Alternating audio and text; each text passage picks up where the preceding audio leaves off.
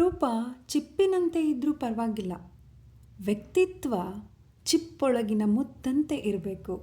ಎಲ್ರಿಗೂ ನಮಸ್ಕಾರ. ನಾನು ನಿಮ್ಮ ಪ್ರೀತಿಯ ವನಿತಾ. ಇವತ್ತು ಗುರುಪೂರ್ಣಿಮಾ, ಹಾಗಾಗಿ ಬೆಳಗ್ಗೆ 4 ಗಂಟೆಗೆ ಎದ್ದು ಸ್ವಲ್ಪ ಮೈಂಡ್ ಫ್ರೆಶ್ ಅಪ್ ಮಾಡಿಕೊಂಡು ಸ್ವಲ್ಪ ಧ್ಯಾನ ಮಾಡಿದೆ. ಅದಾದಮೇಲೆ ಸ್ನಾನ ಮಾಡಿ ಬೇಗನೆ ಪೂಜೆ ಮಾಡ್ಕೊಳ್ಳೋಣ ಅಂದ್ಕೊಂಡೆ. ಆದರೆ ಕೆಲಸದವ್ಳು ಬರದೇ ಇರೋ ಕಾರಣ ಎಲ್ಲ ಕೆಲಸವನ್ನು ನಾನೇ ಮಾಡಿಕೊಂಡು ಪೂಜೆ ಮಾಡೋಷ್ಟರಲ್ಲಿ ಸ್ವಲ್ಪ ಲೇಟೇ ಆಗೋಯಿತು. 6:30 ಹತ್ತತ್ರ ಬಂತು.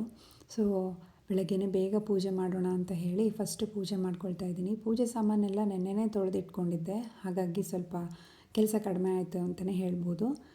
ಮೊದಲು ಒಲೆನ ಪೂಜೆ ಮಾಡ್ಕೊಂಡು ಬಿಡೋಣ ಅಂತ ಹೇಳಿ ಒಲೆಯೆಲ್ಲ ನೀಟಾಗಿ ಒರೆಸಿ ಅದ್ರ ಮೇಲೆ ಒಂದು ಪುಟ್ಟದಾದ ರಂಗೋಲಿ ಹಾಕಿ ವಿಭೂತಿ, ಅರಿಶಿನ, ಕುಂಕುಮ, ಹೂವು, ಗಂಧದ ಕಡ್ಡಿಯಿಂದ ಪೂಜೆ ಮುಗಿಸ್ಕೊಂಡು ಅದಾದಮೇಲೆ ದೇವ್ರ ಪೂಜೆ ಮಾಡೋಕ್ಕೆ ಹೋದೆ.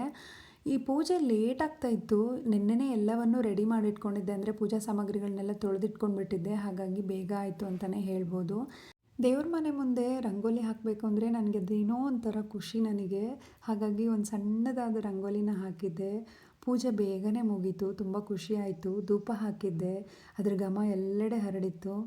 ಇದಾಗಿತ್ತು ಇವತ್ತಿನ ಮಿನಿ ವ್ಲಾಗ್. ತಮಗೆಲ್ಲರಿಗೂ ಇಷ್ಟ ಆಗಿದ್ದರೆ ದಯವಿಟ್ಟು ಲೈಕ್ ಮಾಡಿ, ಶೇರ್ ಮಾಡಿ, ಸಬ್ಸ್ಕ್ರೈಬ್ ಮಾಡಿ. Thank you for watching.